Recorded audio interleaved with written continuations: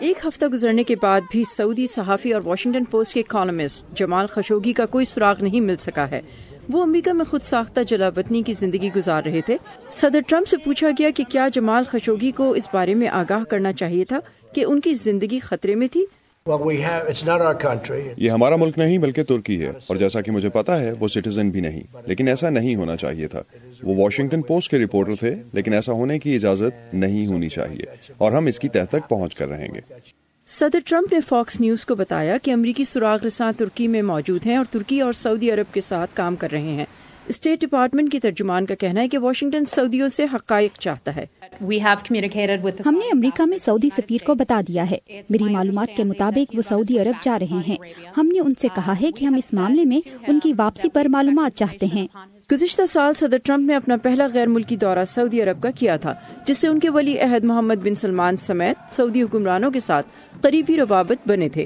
جمال Khashoggi کے قتل میں سعودی ہاتھ ثابت ہو جانے کی صورت میں امریکی صدر سعودی عرب کے ساتھ امریکی اسلحے کی فروخت منسوخ کرنے میں راضی نظر نہیں آتے۔ وہ $110 ارب کا ملٹری سامان اور اشیاء ہم سے خرید رہے ہیں۔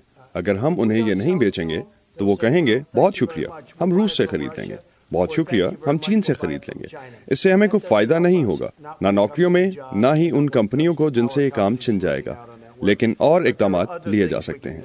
دونوں بڑی سیاسی جماعتوں کے ایک گروپ نے صدر ٹرمپ کو ایک خط میں خشوگی کی صورتحال کی تحقیقات کرنے کا مطالبہ کیا ہے۔ تجزیہ کاروں کے مطابق امریکی کانگریس پابندیاں لگانے پر زور دے گی اور امریکی اسلحے کی فروخت کو روکنے کی کوشش کرے گی۔ کانگریس یقیناً اس پر زور دے گی، خصوصاً نومبر کے الیکشن سے پہلے، لیکن میرا نہیں خیال سعودی عرب پر پابندیاں لگیں گی۔ قادر استن کہتے ہیں کہ صدر ٹرمپ کے سعودی عرب کے ساتھ قریبی روابط اور اسلحے کا سودا وہ وجوہات ہیں جن کی بنا پر وہ پابندیاں لگتے نہیں دیکھتے۔ صبا شاہ خان، اردو VOA، واشنگٹن۔